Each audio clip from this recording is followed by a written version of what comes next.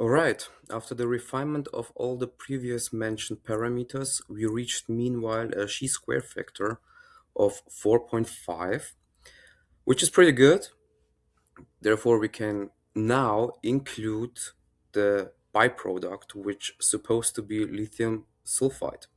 Visible right here, for instance, at around 45 to theta, that here the reflection doesn't match with the calculated pattern.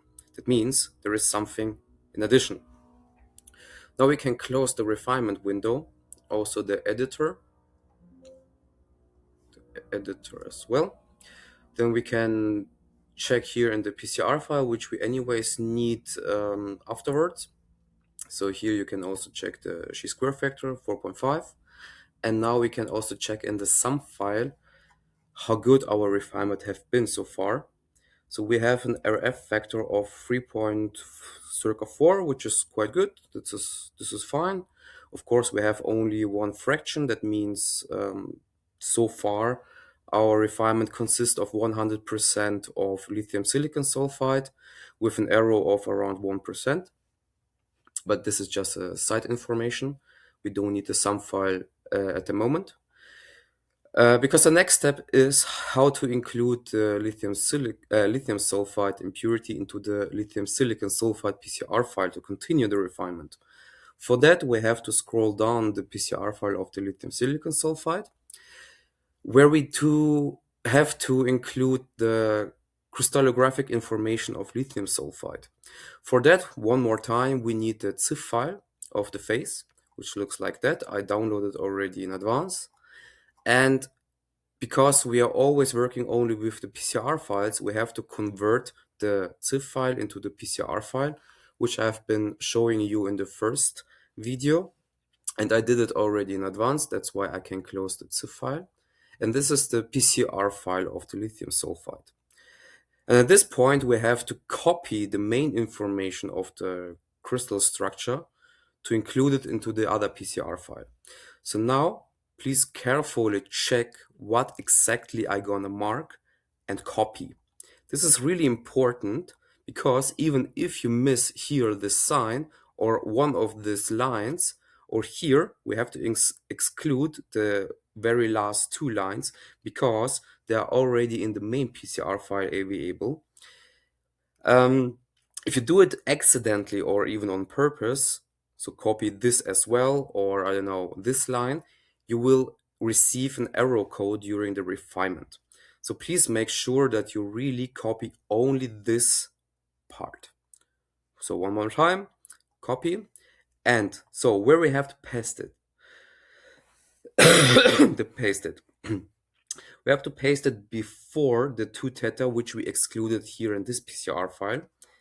That means we copy and paste it directly here. On purpose, I did it this way because in this way we obtain here a gap. This gap we have to delete as well, otherwise we're gonna get an error 2 during the refinement. This is more or less it, except of one more major thing. And this is here on the top. We have to change the 1 here to a 2 because this is the NPH parameter, and NPH stands for number of phases. So we have to tell the software that we have now 2 phases which we would like to refine. Otherwise the software is confused and it will be not possible. Last but not least, we have to save the PCR file, close it, also the other one, and now we can open the newly modified PCR file to continue our refinement. So here immediately we can see the huge change that now we have successfully included the second phase. One stupid thing in my opinion of the software is that after each refinement cycles, the software directly goes back to the first phase. So each time manually we have to choose the second phase. And now we're gonna continue like from the beginning with the first phase. We have to refine all the parameters from the scratch. So we're gonna start as usual with the scale parameter, and then we can directly check if our reflections gonna match with the obtained pattern. This seems to be the case here directly at around 45, which I mentioned before. The calculated pattern match with the observed one. A second indication is, that's why I mentioned it before, the chi-square factor before was 4.5, also directly becomes better. I didn't pay attention, but I'm pretty sure also the RF factor got better. So now we can continue with the refinement as before until we reach convergence for both phases and all the parameters doesn't change at all anymore. And then we finish our refinement, we can plot it and publish it.